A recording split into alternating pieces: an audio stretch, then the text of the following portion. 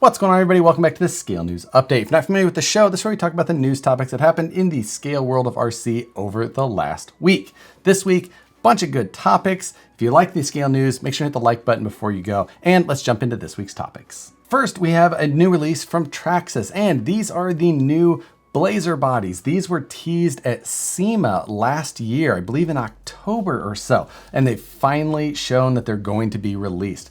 Currently, they're only up for pre-order, and you can either get the 1969 version that is pre-painted black with chrome accents, or you can get the 1972 version, which is pre-painted blue with a white top. Those both, like I said, come pre-painted, and the two different year ranges change up a few of the moldings and things like that, but I believe the Lexan portion of the body is unchanged between the two. The body will come with the pre-painted Lexan shell, as well as all of the detail moldings, including a grille, rear tailgate, bezel, and front and rear bumpers. So you get quite a bit for the price, but both of these bodies are going to be up over $100. So hopefully you like the pre-painted color options, because a clear version hasn't been announced yet, although they normally follow just slightly after these pre-painted ones. I'm not normally one to go with an all black setup, but I think I like the 1969 version better than the 72. Along with the body release, they also listed two new wheel and tire packages. There's an 8-hole mag version as well as another old school version. However, I think that the old school version is the same one that comes on the Blazer, but they just didn't have a pre-mounted set yet. The mag wheels, I think, are an actual new release. These aren't a beadlock wheel or anything like that, but if you're just trying to kind of complete the look of one of these new rigs on an existing TRX4 platform maybe, then possibly you're just looking for an easy solution, and either of these sets of wheels and tires would give you that. I'll link below to where you can find info on these new bodies as well as the wheels and tires. So check the description below. You'll find links to these and all of the stories we talk about today. Next, the Proline Ibex comp crawling tires have already hit the market. People are receiving them already. You can order them from several retailers. The full specs of these have been released. They're coming in the Predator compound. They're 5.5 inches tall and 1.7 inches wide. They went with this width because it seemed to be a popular width that people would narrow other tires down to. So looks like you're gonna have a solution right out of the bag that should be fairly competitive. Now, the tread on these looks great, should give you plenty of options if you plan to do your own tread block modifications, but the Predator compound with this tire size really helps to get a widely available tire option out to the masses. If you do pick up these tires, make sure to pick up a set of foams, as these tires are not shipping with foams like a lot of other Proline tires.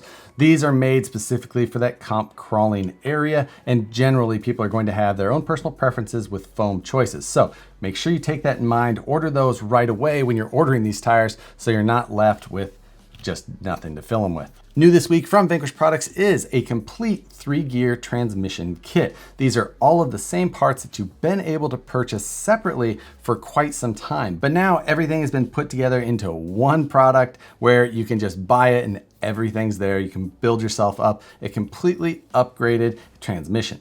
These are currently going to be available in clear or black anodizing, and the retail on these is $149. And with this transmission kit, you can also add the V2 Hertz dig system to the backside of it, just to give yourself even a little bit more functionality in your kit. Speaking of some of the Vanquish stuff, another new option from RC 4-wheel drive is the CC Hand stainless steel rear bumper that's now available for the VS410, but a lot of people use the VS410 style bumpers for a lot of other builds. It's a really good width and kind of a nice style. RC 4-wheel drive keeps bringing in a number of these CC hand options. So if you've ever found that some of the VS410 bumpers were a good fit for a build that you had, maybe you're looking for a stainless steel option as well. These are available now, and yet another option to customize your build. Several weeks back, we talked about this big 8x4 Tamiya tow truck. At the time, we saw suggested pricing, but now it's hitting retailers for pre-order, and it looks like it's coming in at $1,004.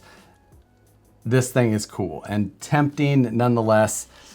I don't know that I'm in for it yet. Maybe, I don't know. I'm on the edge. If you're picking it up, let me know. But A-Main currently shows this as a pre-order shipping in late June. So I'm sure that these are going fairly quickly because these seem to be popular among the enthusiasts in that area. So if you're really looking to jump into this build, maybe you should get your pre-order in sooner than later. I'll probably wait on second batch, maybe third. And then circling back into the giveaway topic that we had last week. I announced last week that we were going to be doing a custom build and we're going to give it away when we hit 50,000 subscribers. This week, I ordered a couple of body options. Last week, I was talking about the Proline rock van for the build, and I'm leaning that way. But I also picked up a J Concepts Creep body. I kind of like that body. I know some people do, some people don't. I ordered them both. We're gonna have a decision. We're gonna try and decide what people are really gonna want. I'm thinking if we do the rock van, we're trying to do kind of like a expedition style outer cage that the body hinges with and have maybe an internal cage inside still. If we do a creep, I think maybe we'll do something a little bit more traditional with a rear bed cage and some, tube work up through the center part. But I gotta make a decision. They're both on the way. I'm gonna start an actual build series on this truck just because I'm kind of looking forward to it. 50,000 seems like an important number and I'm excited to see it come. Once the parts start to roll in, we're gonna start getting some videos rolling and really trying to nail down the parts list that we're going to use. Again, I'm super excited and I just wanted to say thank you again to everyone who has subscribed already or who is watching this maybe for the first time and plan to subscribe. I'm looking forward to giving that away to one of you subscribers and just really help celebrate with everybody the milestone that is important to me. But that wraps up all of the news topics for this week. A little bit slow, but for this week's question, let's put it out there as, when was the last time you guys got out and drove, and what did you take out to drive? And if you haven't got out in a while, or maybe you're just getting into it, what vehicle are you getting ready to take out next? Any projects you're just wrapping up or really excited that you were able to just get outside with? Post them up below. Let's hear what you guys have been working on and what you've been driving. But with that, that's going to wrap up this week's Scale News Update. As always, I appreciate you guys for watching. Thanks for joining me every Tuesday for the Scale News Update. Have a great rest of the week. We'll see you on the next one.